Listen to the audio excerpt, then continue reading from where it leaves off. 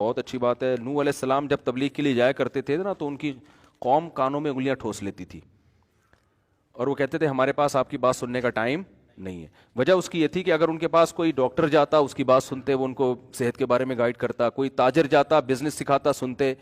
نوح علیہ السلام نہ تجارت کی بات کر رہے ہیں, نہ بزنس کی بات, اس کی نہ صحت کی بات کر رہے ہیں, نہ کوئی ان کو مکانوں کا پروجیکٹ بنا کے دے رہے ہیں, نہ کوئی بلڈنگ بنا رہے ہیں. وہ بات کر رہے ہیں کہ خدا کی مان کے چلو, خدا کی نافرمانی مت کرو. تو قوم کہتی تھی یہ بالکل ایسی بات ہے جس کا ہمارے نہ بزنس میں ترقی ہونے والی ہے, نہ کوئی ہمارا کوئی نہ صحت کو فائدہ ہے. تو اسی لیے لوگ مولوی کو دنیا کا سب سے بیکار طبقہ سمجھتے ہیں کہ نہ ان کی باتیں سننے سے ہماری صحت پہ کوئی فرق پڑ رہا ہے, نہ ان کی باتیں سننے سے ہمارے سر پہ بال اگ رہے ہیں, نہ ان کی باتیں سننے سے ہمارا پیٹ کم ہو رہا ہے, نہ ان کی باتیں سننے سے ہمارے پیسوں میں اضافہ ہو رہا ہے, نہ قد بڑھ رہا ہے ہمارا, جو چھوٹے قد کا ہے وہ چھوٹا ہی رہتا ہے, ٹھیک ہے نا, نہ ان کی باتیں سننے سے ہماری شادی ہو رہی ہے. حتیٰ کہ میرے پاس آنے سے بھی لوگوں کی شادی نہیں ہو رہی, جو صبح شام شادیوں میں بیان کرتا ہے. میں بھی کہتا ہوں میرے پاس رشتے نہیں. آج بھی ایک صاحب آئے شادی کر, میں نے کہا شادی کی میں ترغیب دیتا ہوں, کراتا وراتا نہیں ہوں. تو ظاہر ہے جو نہ شادی کرا رہا ہے آپ کی, تو وہ دنیا میں سب سے فضول طبقہ ہوگا کہ نہیں ہوگا؟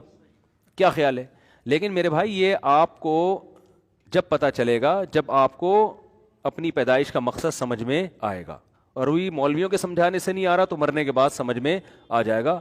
اللہ نے قسمیں اٹھا اٹھا کے کہا ہے کہ میں مردوں کو زندہ کر کے چھوڑوں گا. یا ایھا الناس ان وعد اللہ حق, نے لوگو اللہ کا وعدہ سچا ہے. فلا تغرنکم الحیات الدنیا, دنیا کی زندگی دھوکے میں نہ ڈال دے. ان وعد اللہ حق, اللہ کا وعدہ سچا ہے, ایسا نہ ہو. اور پھر یا ایھا الناس ان کنتم فی ریب من البعث, اے لوگو تمہیں اگر یقین نہیں آتا نا کہ میں مردوں کو زندہ کر کے اٹھاؤں گا اپنے سامنے, فَإِنَّا خَلَقْنَاكُم مِّن تُرَابٍ, دیکھو ماضی کو پہلے مٹی سے پیدا کیا. کیا عقل کہتی ہے کہ مٹی سے انسان پیدا ہو سکتا ہے؟ ثُمَّ مِن نُطْفَةٍ, پھر اس مٹی سے منی کا قطرہ بنایا. کیا عقل کہتی ہے کہ مٹی سے منی بن سکتی ہے؟ ثُمَّ مِن عَلَقَةٍ, پھر ہم نے اس منی کے قطرے کو خون کا لوتھڑا بنا دیا. عقل مانتی ہے کہ منی کا قطرہ ماں کے پیٹ میں جا کے خون بن سکتا ہے؟ ثُمَّ مِن مُضْغَةٍ, پھر اس خون سے ہم نے گوشت بنایا. عقل کہتی ہے کہ خون سے گوشت بن سکتا ہے؟ پھر ہم نے اس میں ہڈیاں پیدا کی. فَكَسَوْنَا الْعِظَامَ لَحْمًا, ان ہڈیوں پہ گوشت چڑھایا. ثُمَّ أَنشَأْنَاهُ خَلْقًا آخَرَ, یہ سارے کو اللہ ثم سے بیان کر رہا ہے. پھر اس کے بعد یہ ہوا, پھر اس کے بعد ایک ایک کو الگ اہتمام سے بیان کیا جا رہا ہے. ثُمَّ أَنشَأْنَاهُ خَلْقًا آخَرَ, پھر ایک نئی تخلیق میں پیدا کر کے ماں کے پیٹ سے ہم نے تمہیں باہر نکالا. ثُمَّ السَّبِيلَ يَسَّرَا, اس راستے کو آسان کر دیا تمہارے لیے. پھر جب تم دنیا میں آتے ہو پھر آسمان سے بارشیں برسا رہے اور زمین میں تم بیج ڈالتے ہو, ایک گٹلی ڈالتے ہو. فالق الحب, اس گٹلی کو پھاڑ کے تناور درخت بنا کے پھول لگاتا ہے, پھر اس میں آم پیدا کر کے ان ہر آم میں گٹلی, پھر اس ہر گٹلی میں یہی پروسیس. تو اللہ کہتے ہیں جو اتنی قدرت کے نمونے تمہیں دکھا چکا ہے اس کے بارے میں تم دھوکے میں مت آنا کہ وہ تمہیں دوبارہ زندہ نہیں کر سکتا, وہ کرے گا زندہ. تو قرآن بار بار کہہ رہے میرے بھائی دنیا میں سب سے بڑا بیوقوف ہوا ہے جو اس دنیا کی ظاہری چمک دھمک کو دیکھ کر کہے کہ میں نے مر کے ختم ہو جانا ہے. ختم ہونے کے لیے اتنی عجیب مخلوق اللہ پیدا کر ہی نہیں سکتا.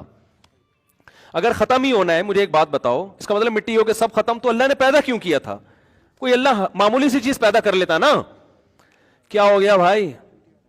آپ دیکھو ایک مٹی کا کھلونا بناتے ہو توڑ پھوڑ کر لیے, لیکن آپ جاپان کا شو روم اگر کوئی گاڑی بنائے گا کیا توڑ پھوڑ کے لیے بنائے گا؟ ہے بھائی, فنا ہونے کے لیے بنائے گا, اس کا کوئی مقصد ہے. انسان سے زیادہ عجیب مشینری دنیا میں کسی مخلوق کے پاس ایسا دماغ نہیں ہے, ایسی آنکھیں نہیں ہیں, اور اتنا خوبصورت جو جسم اللہ نے بنایا اور ایسی سوچ بنائی کہ لوہے پہ محنت کر کے ہواؤں میں اڑا رہا ہے وہ.